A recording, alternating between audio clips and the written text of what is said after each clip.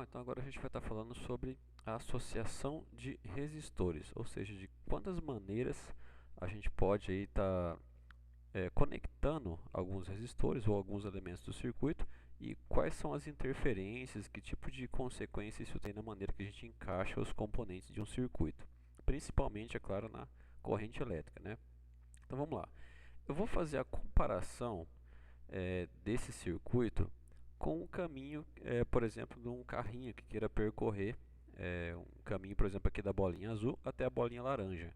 Então faz de conta que esse carrinho ele vai representar o elétron, ele vai percorrer então o caminho que é o circuito elétrico. Mas esse circuito ele tem alguns componentes e eu vou representar aqui na nossa estradinha então o caminho, né, como se fosse uma estradinha ali toda sinuosa, e aqui como se fosse uma ponte, né? Tentei fazer aqui uma ponte mais ou menos, então tem duas pontes no caminho, tem essa e tem outra, até chegar na bolinha laranja.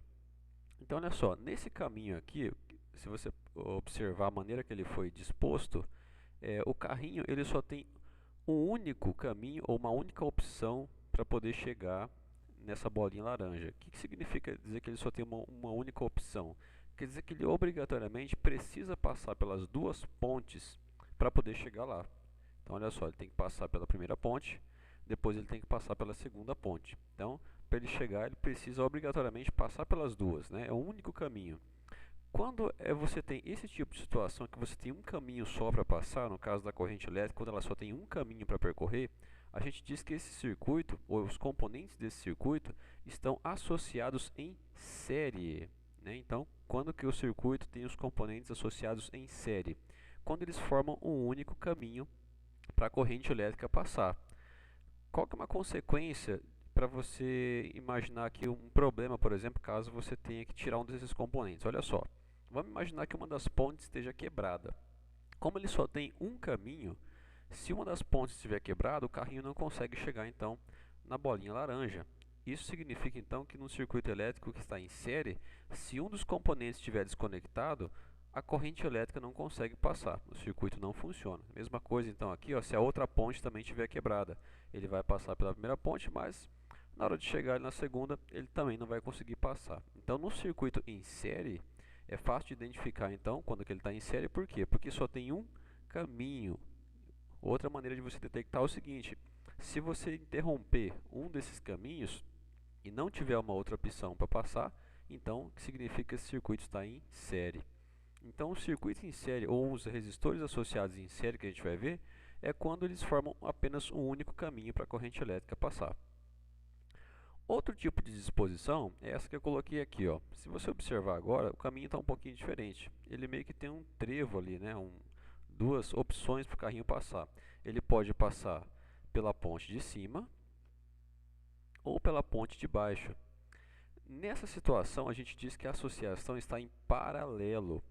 Então, quando você tem componentes associados em paralelo, significa que você dá mais opções para essa carga elétrica, para essa corrente elétrica passar. Então, nesse caso aqui, o que muda em relação ao circuito em série? Como ele tem um caminho alternativo, caso um dos caminhos esteja interrompido, né, por exemplo, a ponte de cima está quebrada, né, então ele consegue passar pela ponte de baixo. Então esse que é o diferencial do circuito em paralelo. A palavra paralelo, né, vem da ideia de que você tem coisas que estão em situação paralela, ou seja, eles funcionam paralelamente às outras. O que isso quer dizer? Que a corrente elétrica ela consegue fluir através dos outros componentes, mesmo que um deles esteja desconectado.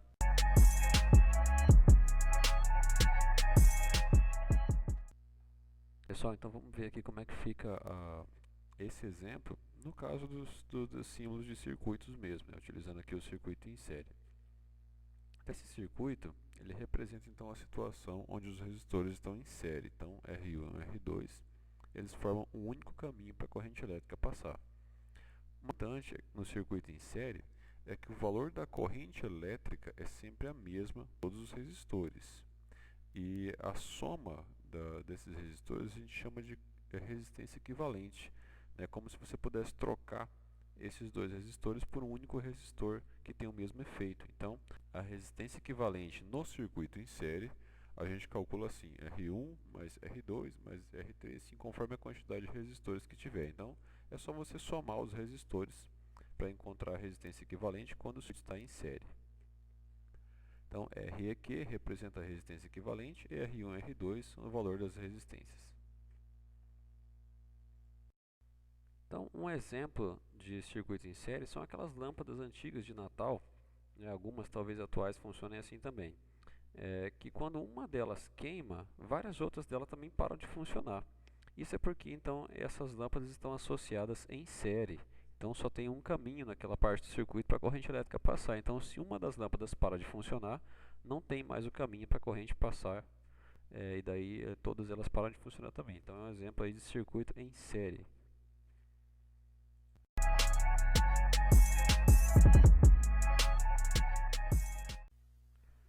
Pessoal, no caso dos resistores em paralelo, essa situação que eu coloquei aqui desenhado é semelhante àquela situação das pontes que eu coloquei. Então você tem caminhos alternativos para a corrente elétrica passar.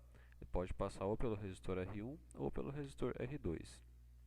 Uma coisa importante nos circuitos em paralelo é que o valor da tensão elétrica neles é a mesma, né? Então tem caminhos alternativos e a tensão elétrica é a mesma. Os circuitos elétricos da nossa casa, por exemplo, lâmpadas, tomadas, eles são feitos em paralelo. É por isso que você tem todas as lâmpadas e tomadas, ou qualquer aparelho que você conecta na tomada, todos eles utilizam o mesmo valor de tensão elétrica. Por exemplo, se é 110 volts na tomada, todas as outras têm o mesmo valor e as lâmpadas também. Outra coisa importante, diferente do circuito em série, é que um não interfere no funcionamento do outro. Então, por exemplo, se uma lâmpada queima, as outras continuam funcionando normalmente, diferente do circuito em série, que se uma delas queimar, todas elas apagam juntas. O cálculo da resistência equivalente do circuito em paralelo, a gente vai estar utilizando a equação simplificada da equação geral, que é essa aqui que eu circulei de azul. Então essa é uma simplificação para quando você tem apenas dois resistores, no caso aqui o R1 e o R2. Então a equação fica R1 vezes R2 dividido por R1 mais R2. Então lembrando, essa equação é só para quando você tem dois resistores. Um exemplo aí do circuito em paralelo, né, são as lâmpadas, como eu falei. Então na sua casa aí você tem lâmpada para todo quanto é lado, circuito, tomada. Então para que esses componentes funcionem de maneira independente, é necessário que eles sejam associados em paralelo, para que não ocorra, por exemplo, de queimar uma única lâmpada e todas as lâmpadas da casa se apagarem. Então eles precisam estar associados em paralelo.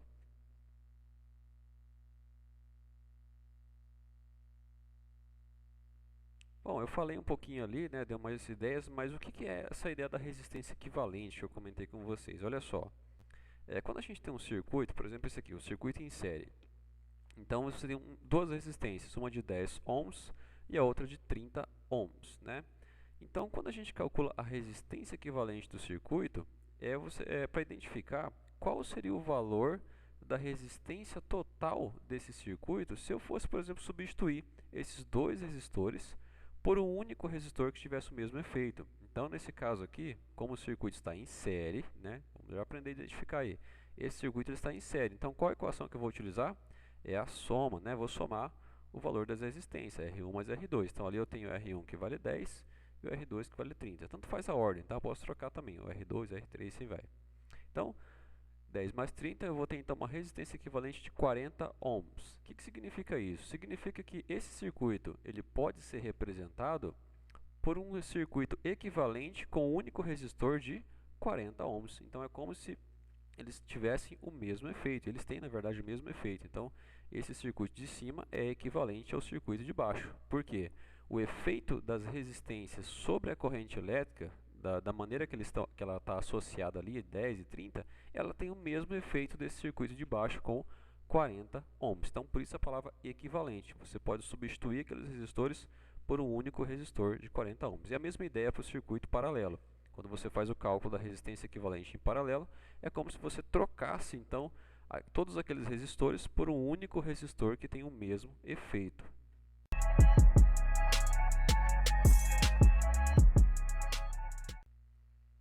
Agora uma situação que pode acontecer, que é quando você tem uma associação mista. O que significa mista? Quer dizer que pode aparecer tanto resistores em série quanto resistores em paralelo. Então olha só, olha esse circuito aqui, ó. O resistor R1 ele está associado em série com o restante do circuito. Por quê? Se você tirar o R1, vamos imaginar como se eles fossem as pontes, né? A corrente está indo ali, chegando perto do R1 e ali é uma ponte. Se essa ponte estiver quebrada, ou se ela não existir, né, se está danificada, não tem como passar ali a corrente elétrica. Então, se o R1 deixar de existir, todo o circuito para de funcionar, independente do que acontece ali no restante. Mas pelo R1 não tem como funcionar. Então, o R1 está em série.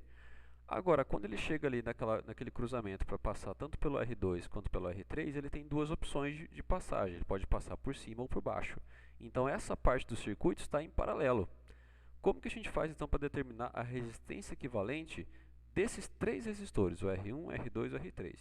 A gente vai fazer o seguinte, a gente vai fazer por partes, uma situação de cada vez. O ideal aqui é que você comece pelo caso do resistor em paralelo. Então, como é que a gente vai fazer? Você vai pegar esses resistores em paralelo, fazer a continha do valor de quanto que vai dar essa resistência em paralelo e remontar o circuito. Então, você vai ficar com esses dois resistores, vão se tornar um único resistor, assim como a gente viu ali, com o resultado do cálculo da resistência em paralelo. E o R1 continua ali. Agora, nesse segundo circuito, você tem uma situação onde os resistores estão em série. Então, é como se você tivesse transformado aquelas duas resistências em paralelo em um único resistor. E agora o circuito ficou em série. E quando o circuito está em série, o que a gente faz? É só somar o valor dessas duas resistências, né? Fazer a soma dos dois, e você vai ter então aí um circuito final com apenas um resistor com o valor total dessa resistência. Então, quando você tem uma associação mista, é aconselhável então que você faça primeiro, nesse tipo de situação, né, você resolva primeiro o paralelo, transforme um resistor e vai juntando os outros até virar um único circuito. Em algumas situações pode ser que seja interessante começar pelos casos em série, mas nesse exemplo que eu dei aqui, é interessante começar pelo paralelo. Paralelo por quê? Porque você só tem um resistor ali que está em série, então para você somar com o restante você tem que saber qual é o valor, então não iria funcionar ao contrário. Mas a gente vai estar estudando aí caso a caso. Então só queria mostrar que é possível você ter uma associação mista, ou seja, ter resistores em série e em paralelo, e daí você vai ter que formar estratégias aí para você ir resolvendo ora a conta do paralelo, ora a conta de série, até você formar uma resistência equivalente no seu circuito.